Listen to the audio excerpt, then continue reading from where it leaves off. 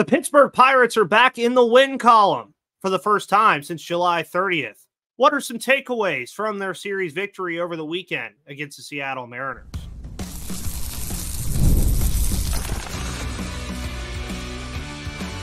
You are Locked On Pirates, your daily Pittsburgh Pirates podcast, part of the Locked On Podcast Network, your team every day. And it is your team, your Pittsburgh Pirates, every single day here on the Locked On Podcast Network. My name is Ethan Smith, your host of the Locked On Pirates podcast, brought to you by Prize Picks here on Monday, August 19th. And baseball, of course, the dog days of summer means that football is right around the corner. So make sure you go to Prize Picks, download the app today, and use code Locked On MLB for a first deposit match up to $100. If you're in an eligible state. There's like 30 states that are eligible. Go to the website and figure out if you're eligible. Folks, thank you for always tuning into the show as you always do. Find the show on YouTube, all of your audio platforms, because it's FREE, free. The best price you can have in the year 2024. And it is Gary Morgan Monday. Myself and Gary on this show every single Monday. Gary, we only have about seven more of these in the regular season. 5 of those with games. 5 of those 7 are done after that, or 2 of those 7 are done after that. Pirates got back in the win column, though. It was very nice to watch over the weekend to see them beat the Seattle Mariners, a team that I was very confident that this team could beat early in the season. Yeah, because I knew that. The day before, when they were going into the Seattle series, I did feel like this was a team that the Pirates matched up well against. Seattle pitches really well, doesn't hit all that well, even with the additions of Randy Arozarena and Justin Turner. They just have not really done much offensively. Yes, I know they did a lot Sunday, but the 2 games the Pirates won, they did what I thought they would do. They pitched well against this team. The offense was there. You had to be happy about it. What was your biggest takeaway from this series, Gary? I mean, really, if it's a team that is like anywhere near them in the races or the standings, around 500, those types of teams, there's no reason the Pirates shouldn't win series against them. Mm-hmm. I don't claim they're going to get back into this playoff race, but I do think a winning season is still on the table. And if this team is going to return as many people as I think they're going to, as a fan, I certainly think that that's an important milestone. I don't want that team coming back next year still looking for their first winning season. I want them to knock that off the list. I want them to take this series and this season seriously. Still. Yeah, and I mean, even with that, I think I mentioned it to you before we started today that the Pirates have 12 series remaining throughout the season. Obviously, it's August 19th. That means the season, shockingly, is almost done. I mean, it feels like this season just started yesterday, and here we are. I would argue that the toughest team left on their schedule right now is a team in their division in the Milwaukee Brewers. That's what you could make that argument. I mean, you're looking at Texas, who they'll play in these next 3 games. We'll talk about that a little bit later as far as just kind of quickly previewing that series. Then you have Cincinnati and Chicago, who you've already proven you can beat, and I think are still teams you can beat because not much like the Pirates, but they did kind of subtract a little bit at the deadline while also lightly adding. Then you have the Cleveland Guardians, who are one of the better AL teams. And then you have the Cubs again, the Nationals, the Marlins, the Royals, the Cardinals, the Reds. This is a schedule where you start to look at it and you say, this 10-game stretch of losing games practically knocked them out of a playoff spot. But a winning season is not all that out of the cards whatsoever, especially considering that you're going to get guys like Nick Gonzalez back at some point, who, yes, was not hitting as great as a lot of us think he was. And Jared Jones, who's going to be kind of that final piece to the rotation again, and you won't really have those Jake Woodford spot starts anymore.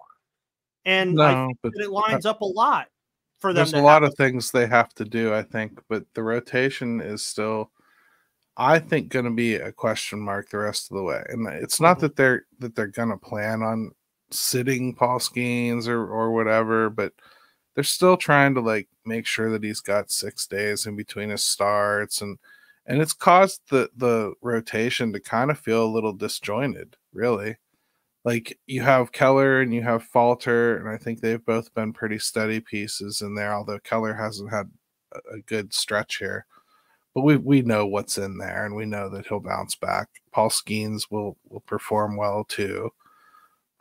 Jared Jones, he didn't do very well in his rehab start. We'll see what happens with him, right? I mean, like when he comes back, who knows what we're gonna get? Is it gonna be the same Jared Jones that we saw early on, or is it gonna be a Jared Jones trying to figure things out? That's all stuff we're gonna figure out this year as the season goes on, the rest of the way. I'm just saying, like, let's not have these Jake Woodford starts. I don't think we need to. We've got guys that are on the 40-man that I'd rather get eyes on right now. Ashcraft, to me, is an upgrade over Woodford. I'd have him up here using his innings up here. It doesn't any benefit to continue to play the game they're playing. Yeah, and I think that's a great way of looking at it. And I think a lot of people will think kind of that way with a lot of things. Like Yasmani Grandal, I remember last week, me and you talked about it a little bit about, Henry Davis and the whole, well, he can't hit at the MLB level. Well, you're not going to learn. He's not going to learn how to do it unless he's up here.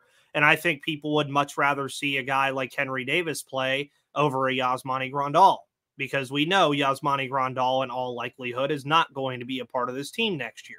I would imagine that as a betting guy myself, I could probably bet a decent chunk of change that Yasmani Grandal will not be on this roster next year. And you look at some of the other things too, like you have Billy McKinney coming up from the Indianapolis Indians for this Texas series. No corresponding move was announced from what I saw yet. Very interesting move. Billy McKinney has done, from what I know, okay at AAA. The Indianapolis Indians Twitter account would tell me that I need to lock onto my Pirates more, because he had they had a play with Billy McKinney throwing a guy out at third, and I thought it was Billy Cook. Sorry, Billy Cook and Billy McKinney and Indianapolis Indians for getting that wrong. But I could see where you're definitely at with Gary with the Braxton Ashcraft thing. I would think at this point he has shown to me enough at the minor league level where I would rather his innings be used here. As you mentioned as well, I think he's just better than Jake Woodford. I think bringing him up would not exactly feel like a Hail Mary kind of move. It would be like, hey, we think this kid can pitch. Let's see what he can do now. And I think that would be a good course of action with Ashcraft as well. Yeah, I mean, Luis Ortiz, we're not 100% sure what we're getting out of him anymore. The last couple starts haven't been great. He's kind of turned them around and turned them into decent starts after they, initially got smacked in the face. He's given them innings. But I don't know. They've got some questions there, I think, that they can iron out. I still think there's enough there, though, to do this. I really do. And I think that's what I'd be pressing on, because I want questions answered now. But I don't want to, try to force this thing into some youth turn. They've already done the youth turn. That's what this year is. So, you can say, I don't want to see G1 Bay, but G1 Bay is a guy that they've got to make a decision on. Don't you want them to just get that decision knocked out? If they think he's an outfielder, cool. If they don't, okay. Make the decision this offseason, though. Don't have this linger. Make the room that you got to make. Well, yeah, and to remind people as well, and I was one of these people last year, when I was doing my season in review last year, it kind of stung a little bit, because we talk about answering questions in season. It's the best time to answer your questions about players is right now. It's the best time to do it. And last year, that was the big takeaway me and you had, Gary, and a lot of people had about O'Neal Cruz, is last year was supposed to be a year where you were finding out what he was. Was he going to be a shortstop? Was he going to be somebody in the order that you could put in as a cleanup guy all the time and do this stuff? And how healthy was he going to be throughout a season? You didn't get to learn that last year. So now you've had to push that back a year, and it's a question mark that you still kind of have. I mean, you don't really know what the future holds for O'Neal Cruz as far as what position he'll play. I assume they'll keep him at shortstop, but it's at least something to talk about. And then even this year, folks, how much would it have been nice to have a guy like Eddie Rodriguez healthy this year and knowing what he could be You don't really know what he could be yet. And when he comes back next year, you don't even know if he's going to be a catcher next year, on top of can he perform with the bat at the big league level. So I agree with your take on Bay there too, Gary, because I mean, at that point, now you have a sample size, because that's what I hear from people all the time. Oh, well, Bay hasn't gotten the opportunity. It doesn't have as many at-bats as so-and-so or X, Y, and Z. Well, the only way he gets it is if he's up here. And that's the only way you find out. Yeah. I mean, they got, the back problems with Hayes. Love to see somebody else like kind of step up and show they can really handle third base. I don't think that's like IKF's best spot. His arm is okay, but it's not the greatest. So third base is probably stretching the limits of what he should be doing. I just, at least at this stage, he used to be a little bit better there than I think he is now. But I don't know. Jared Triolo certainly hasn't panned out. He can't really go in the next year thinking that he's the guy that's going to do that. Gonzalez did it a little bit. I'd like to see them toy with that a little bit, because you're clearly going to have to play with Brian Hayes' back all of next year too. So yeah, he's a guy to watch. And speaking of next year, and you already mentioned the guy who made these comments, we're going to discuss the comments that Isiah Kiner-Falefa made about 2025 with some high hopes for this team in just a moment.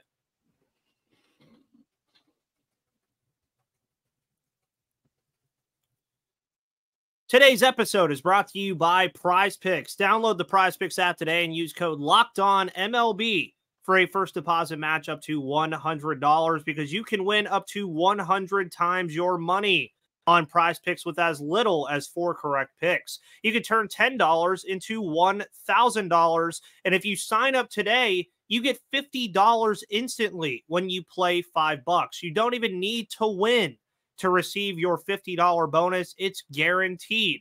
One Caleb Williams passing yard gets you 1 win on Prize Picks every single week in September. Only 1 yard gets you an automatic win every football weekend in September. So that's pretty much 4 weeks of free W's. You think Tyreek Hill will get more than 90.5 yards in week 1, or Aaron Jones will run for more than 66.5 yards? Well, run your game on Prize Picks, because you can download the Prize Picks app today and use code LOCKEDONMLB for a first deposit match up to $100. That's code LOCKEDONMLB on Prize Picks for a deposit match up to $100. Prize Picks, run your game.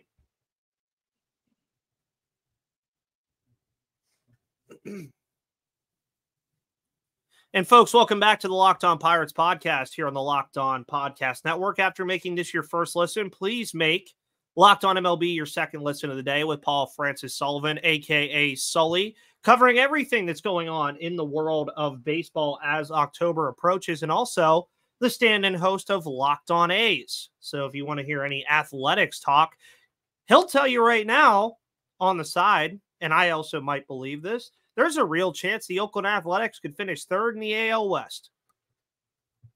Just a little fancy thing to throw in there on a Pirates podcast on your Monday morning. And, I think it'd be quite hilarious if they did it. Just with everything going on over there. Yeah, we finished in third place. What we hope doesn't happen in 2025 for the Pittsburgh Pirates is finishing near the bottom of the division. And Isiah Kiner-Falefa feels the same way.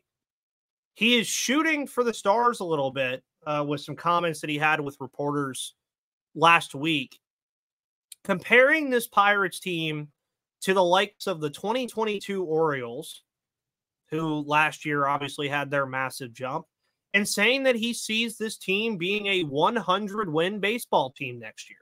Now, a lot of people, because they don't know how to just use the internet, were like, well, he'll be gone anyway. Why is he saying this? Isiah Kiner-Falefa is signed through 2025. He will be here next year. He is a part of this team next year. That is why they traded for him. These are high aspirations from Isiah Kiner-Falefa, who has quickly become a fan favorite already with some of the things that he's been saying. Obviously, when he first arrived, said that he was chasing a batting title in Toronto. Instead, he was chasing a World Series here. That obviously I do not think is in the cards anymore, but crazier things have happened in baseball. How do these comments feel to you? I mean, I don't think that they're a 100-win team going into next year at this current moment, but I definitely think that they're going to be a better team next year than they are right now. I think that's okay to say. Yeah. I mean, I wouldn't put a bet down on it. But I think, like, if you're a team like the Pirates, that you have a young rotation, like, you know, that you think has legs, like, even if we just know 4 of them, right? We know, like, Jared Jones, Mitch Keller, Paul Skenes. Let's go ahead and say it's going to be Bubba Chandler. Let's say they give him another shot to win next year, just like they did Jared Jones, and that's your starting 4. You will be okay. You're going to be a pretty good team. And if they win 80 this year, like, let's say they crack that 500 mark and they win 82, like you were saying earlier, I think a lot of fans don't recognize, like, 100 is really not super, super far away from that. It's hard to do in baseball, but it can be done. I think it's a big jump to expect from them. I do think they can pitch like that. But they would need some big bounce back situations from guys that didn't perform this year. And I don't know that I can expect more from Kutch next year if he comes back. Mm-hmm. I don't know if I can expect more from Hayes, because I don't know that it's really about just not hitting well, or if it's about just not being able to run and play. Yeah. You know, O'Neal Cruz, I do expect more from. I think a full year removed from that injury, I think he's really shown the ability to progress as the season's gone on offensively. So I like that. IKF's a nice piece to have around. Nick Gonzalez took some good steps this year. Brian Reynolds was great. And Joey Bart, obviously, nice addition there. They're going to get some nice pieces back, but they're not the Orioles where they had like 5 or 6 position players poised to come up here and be transformative. They're not in that position. Yeah. Yeah, and they don't have the Adley Rutschmans and the Gunnar Hendersons of the world on this team. They just don't. Now, I do think that obviously some people are going to take that out of context and say, well, they don't win 100 games, and what is he talking about? He's saying that, and Gary, I think you hit it right on the head. Let's say they were to get to your mark. You said 84 wins before the season started. Yep. That's what let's say they get there. People love to throw around statistics all the time, and they love, especially right now, to throw around that statistic about the 1-run losses and the blown saves. Well, folks, they have about 24 of each of those. So if you win 84 games and you turn 16 of those 1-run losses out of the 24 to wins and go 16-8 instead of whatever your record is in those games, then you're a 100-win team. Again, a lot easier said than done. But it's not an unforeseen mark that hasn't been done before by a team like the Pirates. I mean, the Orioles did it last year, I believe. Or did they have 99 wins? I can't remember how many wins they had, but I want to say they had 100. But I think it speaks more to what you just said about all the things that are coming back. I mean, you look around this team, how many of the guys on this current roster are gone next year? Grandal, maybe Tellez, depending on what they do, Michael A. Taylor, and some of the bullpen arms. Truthfully, I think that's all you're seeing leave.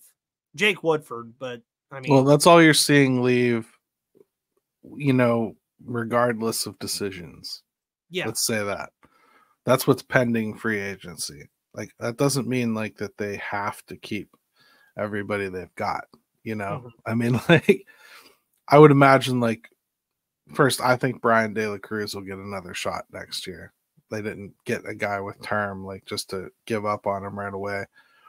But, you know, that's a guy that I think a team that wants to say they're serious would probably think about replacing. My bet is they'll go in with him and Jack as a platoon. You know, and I look at third base. Well, if I know I have a cripple playing third base, I don't know that I can go into a season with that cripple as my starter going like, yep, we're going to make it 100 wins. Like, I can't go into that season thinking that. I'm sorry. I can't. I need to see a little bit of a plan for how you're going to maintain him. You know, I need to understand what that looks like. Is he a 4-game-a-week player now? Is he a guy that, you know, needs to get out of the field a little bit more and DH more often? Is he a guy that just needs 3 days off a week and you get the best of Hayes when he does play? I don't know. I don't know the answers to those questions. Maybe they just screwed up here. Like there's a lot of things that I think are still up in the air, but it certainly can't be like just the same as it was this year. There's contributions already that they're going to get. They haven't. You got Joey Bart from the beginning of the season, probably. You've got Nick Gonzalez from the beginning of the season. You've got Isiah Kiner-Falefa from beginning of the season. Brian Reynolds, beginning of the season. Not a lot of this stuff that you're waiting for to figure out or waiting on a call up for. Then you got to go through them figuring things out at this level. A lot of that stuff is getting knocked out this year, so I expect them to hit the ground running and have it feel a lot more real next year. Yeah, and I mean, on top of that, too, you mentioned Brian De La Cruz. I think him starting fresh next year could be something that'll help him. I mean, a lot of people talk about, you know, arriving to a new place and having like a very good run of things. That just hasn't happened for him. And maybe a fresh start next year in a platoon with Jack could really help him. Maybe that's something that we see. But I think the real part of these comments is that most people are going to expect this team to be a better team in 2025. And if you've listened to this show for a while, you would know that that was kind of the year I kept penning down was 2025 because of what we're seeing this year. Paul Skenes and Jared Jones and guys like that are getting this out of the way. So they're going to come into 2025 with a fresh mind and already know, okay, I know how to do this already. Like, this is already done. And on top of that, you're only going to get better because you're only going to add through the system next year again, too. The only difference, unlike years past, and I'm sure Gary would probably agree with me on this year, those guys are not expected to be your best player right when they come up here. Like, for instance, let's say Bubba Chandler does come up next year. He's your 4th starter, maybe 5th starter, depending on how things go. You're not expecting him to be the best pitcher on the staff. You're expecting him to give you 6 innings every start and call it a day. That's what you need. So I think that this team is in a very good spot, even despite everything that's happened over the past couple weeks. I think they're still in a good spot the rest of this year and next year.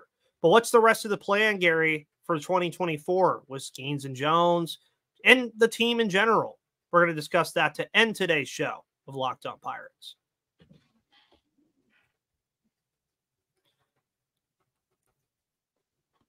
And folks, you know what's back. Football is back this Saturday as Florida State takes on Georgia Tech in Ireland. And you've heard us talk a lot about FanDuel, America's #1 sportsbook. Well, we have something a little different for you this time. Now through September 22nd, all FanDuel customers can bet $5 and get a 3-week free trial of NFL Sunday Ticket from YouTube and YouTube TV. Then with a YouTube TV base plan, you'll be able to watch every regular season Sunday afternoon out-of-market game. All you need is a Google account and a current form of payment, and you can cancel anytime. And as I mentioned with FanDuel this weekend, Florida State versus Georgia Tech in Ireland, Florida State is favored, but do you think maybe the travel could lead that spread to be a little bit smaller than you think? Well, go to FanDuel.com and bet on it right now, because just visit FanDuel.com/lockedon to download America's #1 sportsbook today. And folks, don't forget to bet on the Pirates on the way too at FanDuel.com.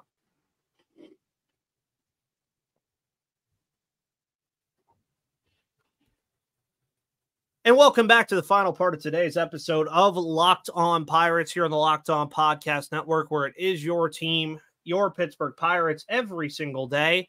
Before we get into some of the 2024 stuff, we'll just quickly preview this Texas series. Hangover much from the World Series last year? Probably. They've dealt with a lot of things over in Texas this year. Could not imagine if the Pirates won the World Series and then came out and played like this the next year, people would probably be calling for Derek Shelton's head, even if he won a World Series the year prior. But this is a Texas team that still has weapons. It's a Texas team that's still good in their own right. I just think from what I've read and what I've been told from Bryce Patrick and Locked On Rangers, they can't pitch. That's what I've been told. So any thoughts on that?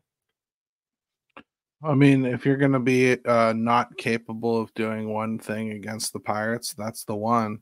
Because, I mean, the Pirates aren't very good traditionally at taking advantage of teams that supposedly can't pitch. So, I don't know. The Rangers are one of those teams that it could go either way. They could sweep us. We could sweep them. I think they're underachieving to a degree, but I also think a lot of what we're seeing is a team that got super, super ridiculous hot last year in the playoffs and just kind of rode it through. And they really, really didn't have enough even then. Mm-hmm. You know, they were getting lucky. Like one of their biggest stars, I think, Adolis Garcia. I mean, he would frustrate the crap out of you if you're a fan. He hits a ton of home runs. He strikes out a ton. And I mean, 90% of the time he's useless, but he hits a home run, you know, like a lot. You got to be okay with that. And this year there's been less home runs. So, I mean, it's not been as effective. Seager is not just taking over the league like he did last year. There was a period of time where like every time he swung the bat, it was going to be something positive. And I mean, and it happened to be a period of time that was the AL playoffs. Yeah. So, yeah, I mean, things happen once you get in the dance. That's what happened with the Rangers last year. I think a lot of people kind of thought there was some holes that were there that they didn't feel they needed to address because of the playoff run and maybe should have addressed.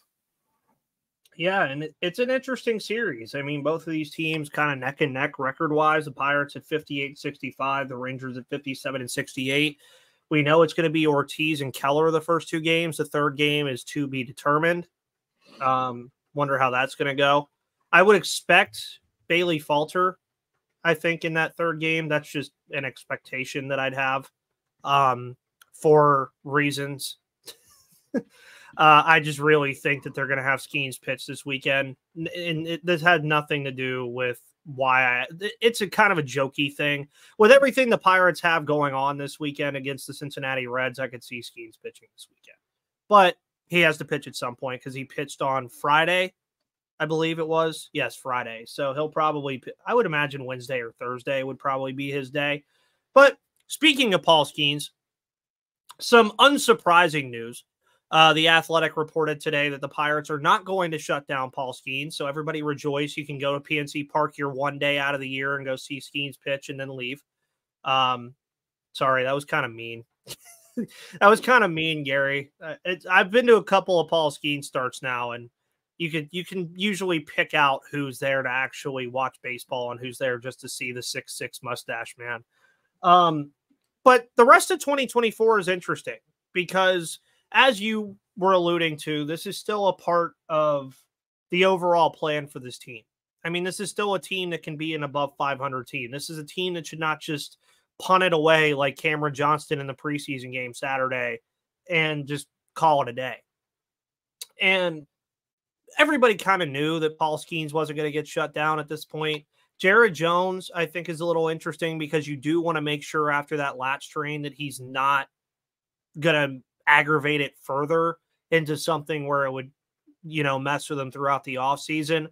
So as far as plans for the rest of 2024, I mean, stay the course and see how it plays out, I think is the best course of action. I think that's what I would say. Maybe add some guys. Well, you also have September where you can add guys, but I think that's mainly what you'll see, folks. You'll see kind of a staying of the course with what you have, minor additions along the way, and however they play is the takeaway you have. Yeah, I mean, I don't understand really the addition of Billy McKinney at this point.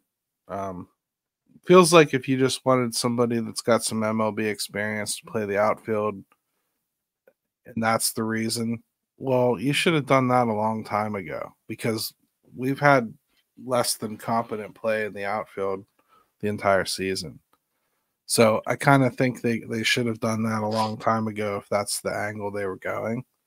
And if not, I mean, I just as soon get one of the guys up here like Billy Cook or Nick York that's already like hitting, and you have to put on the 40-man anyway this December. You might as well just knock that out. So I'm not really 100% sure why they went that route. They know more about these guys than I do. I'm just that's my initial thought on it. It's not like I'm mad about it per se. I just don't necessarily understand it. I haven't seen him as real help even all the way back to spring when he was hitting. So I don't get that. I'd rather see Matt Gorski, frankly. I was just about to bring that name up to you. I was like, are we ever going to see Matt Gorski? No, I don't think you will. No. I think he'll be a free agent this year and he'll go someplace else and they'll tell themselves that they can fix his strikeout problem, and they can't. So that is what it is, man. Like I don't expect all the prospects to make it. I just think when you have like younger options that you're going to have to get eyes on soon, I'd prefer see that over Billy McKinney. But Billy McKinney could come up here and catch fire and do really well for a couple of weeks, and who knows? Maybe people are running around acting like he's the second coming of Ben Gamel. Well, we remember Ben Gamel fever. Hey, never forget Corey Dickerson fever either. Whenever he won the Gold Glove, people thought, "Oh man, we got our left fielder of the future," and then gone. I agree though. Especially, I think it's an added part of this with Billy Cook and Nick York that you also just traded for the guys like 3 weeks ago. So I think that adds to this a little bit too. That okay, well, show a willingness to use what you traded for a little bit. Now, as you said earlier, don't get desperate and bring these guys up out of desperation. But if the move is Billy McKinney, I think a lot of people would rather see Billy Cook or Nick York just to get an idea. I mean, the devil's advocate side of that conversation, it really kind of touches on Alika Williams too, because there's a lot of people freaking out about that move. But they're brought up here mostly because for the most part, they're not going to use them. No. Like, Alika Williams is probably not going to get in many games. I mean, he got in one, the other day and smoked one off the Clemente wall. So, don't worry. He still can suck. I understand. You guys have decided what Alika Williams is forever and ever. He'll never, ever be good. No. I mean, I think Alika Williams probably has a better shot at having a major league future career than Billy McKinney does, and I really mean that. So take that for what it's worth. All right, well, we're at the 33-minute mark in discussing Alika Williams versus Billy McKinney, so I think that's a perfect way to end the show today here on Locked On Pirates on Monday, August 19th. Folks, my name is Ethan Smith. Follow me on Twitter at MVP_Ethan or at Locked On Pirates for all of your news, analysis, opinions, and reactions to everything going on in the world of the Pittsburgh Pirates from a lifelong fan to lifelong fans like you.